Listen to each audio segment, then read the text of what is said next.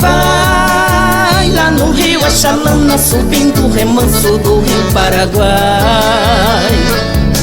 Nas curvas faz um balanço de encontro das águas deste Pantanal.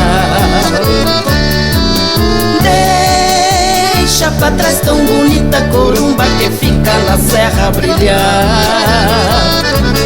Quem tem nos olhos pureza vê que a natureza quer reconquistar. Tesouro encantado por Deus foi criado sem nada faltar. A garça rosada, a flor do banhado, Martim pescador. Miséria e beleza, fascínio que a gente não sabe onde está.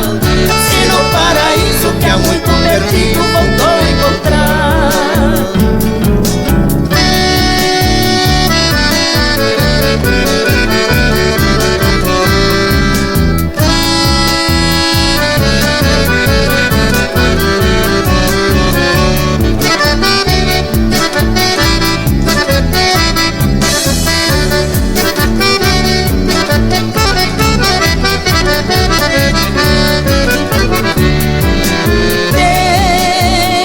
Gente querendo destruir as coisas da terra se vai.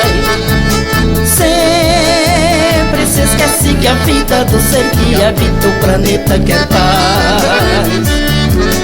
Mata os rios, coichos, atira nos bichos que morrem pra dar